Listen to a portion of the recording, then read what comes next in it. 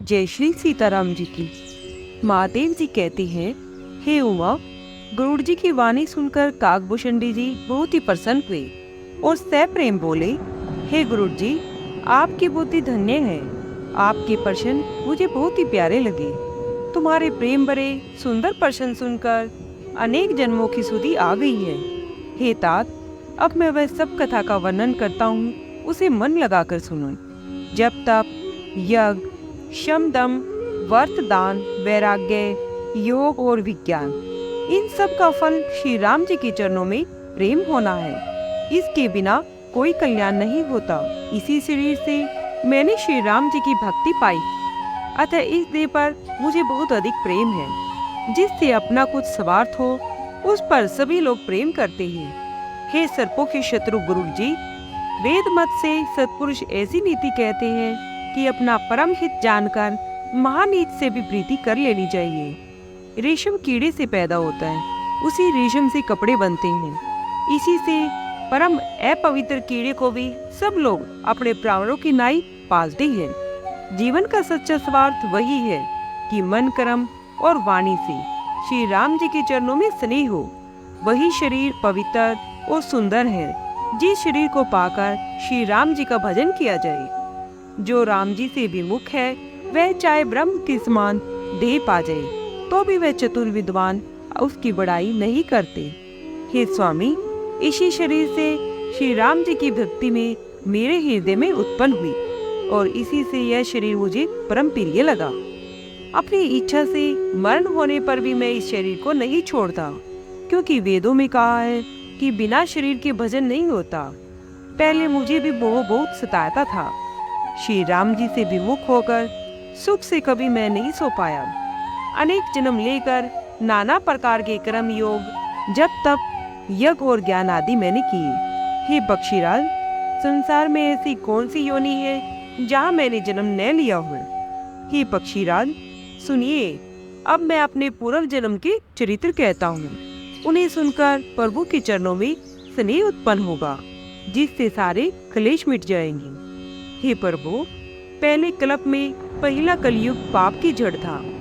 पुरुष और स्त्री सभी अधर्मों और वेद के विरोधी थे। उसी कलयुग में अवधपुरी में जाकर शूद्र का शरीर पाकर मैंने जन्म लिया। मैं मन, कर्म और वचन से शिव जी का भगत था, परंतु अन्य देवताओं का निंदक और बड़ा ही घमंडी था। धन के घमंड में मस्त रहता हुआ मैं बड़ा ही बकवादी था। मेरी बुद्धि बड़ी तिरफ थी और मैं पाखंडी भी था। यद्यपि मैं राम जी की राजधानी में रहता था, तो भी मैंने उनकी महिमा कुछ नहीं जानी। अयोध्यापुरी का प्रभाव अब मैं समझा कि वेद, शास्त्र और पुराणों ने कहा है कि जिसका जन्म अवधपुरी में हुआ है, जिसने अवधपुरी में वास किया है, अंत समय में अवश्य वह राम जी का भगत हो जाएगा। अयोध्या के प्रभाव को प्राणी तब ही जानता है जब रामचंद्र जी धनुष हाथ में लिए उसके हृदय में वास करें। हे गुरु जी, वह कलयुग बड़ा ही कठिन था, क्योंकि सब नर नारी पाप में लिप्त थे। कली काल में पापों ने सब धर्मों को दबा लिया, सदग्रंथ लुप्त हो गए और पाखंडियों ने अपनी बुद्धि से कल्पना करके अनेक पंथ प्रकट कर दिए। सब लोग मोह के वश हो गए, लोभ ने शुभ कर्मों को ग्रस लिया। हे ज्ञानवान गुरु जी, अब कलयुग के कुछ धर्म मैं आपसे सुनाता हूँ, उसे ध्यान लगाकर सुनिए। कलयुग में वर्ण, धर्म और चारों आश्रम नहीं रहते। सब नर नारी वेद के विरोध में लगे रहते हैं। ब्राह्मण वेदों को बेचने वाले और राजा प्रजा को खा जाने वाला हो जाता है। वेद की आज्ञा कोई नहीं मानता।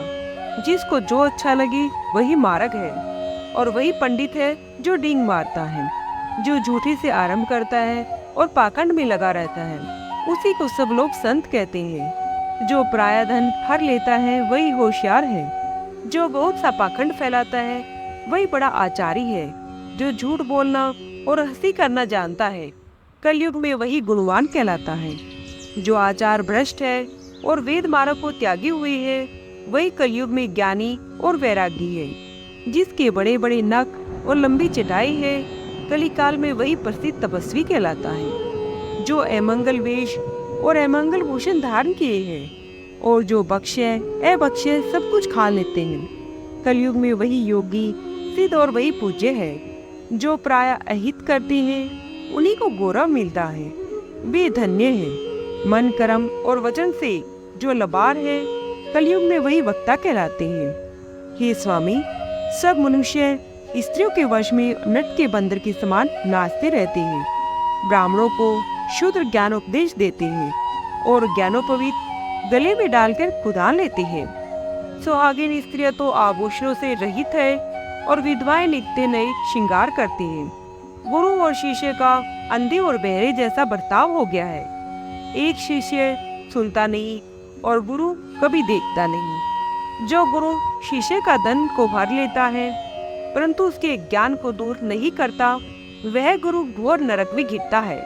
माता पिता अपने बालकों को जिससे पेट भरे वही धर्म सिखाते हैं। स्त्री पुरुष ब्रह्म ज्ञान के सिवाय दूसरी बात नहीं कहते, परंतु वे लोभ के वश थोड़े से ही धन के लिए ब्राह्मण और गुरु को मार डालते हैं। शूद्र ब्राह्मणों से वाद विवाद करते हैं कि हम तुमसे क्या कम है।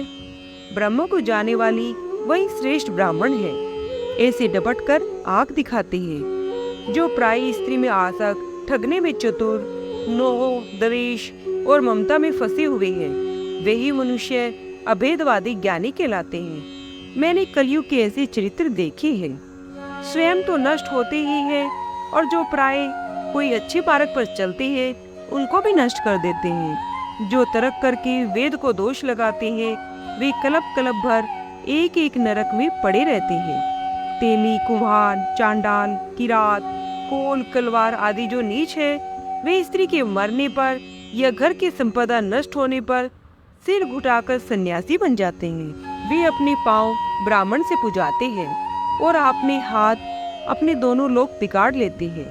ब्राह्मण मूर्ख, लोभी, कामी, आचार रहित, मूर्ख और नीच जाति की स्त्री के स्वामी है। सब लोग कलयुग में वर्ण, शंकर और मर्यादा से विमुक्त है। वे पाप करके दुख, भय, रोग, शोक और वियोग पाते हैं। वेद सम्मत और वैराग्य और ज्ञान से युक्त जो श्री हरि भक्ति का मार्ग है उस पर लोग चलते नहीं हैं और अज्ञान के वश अनेक नए पंथों की कल्पना करते हैं। जय श्री सीताराम जी की।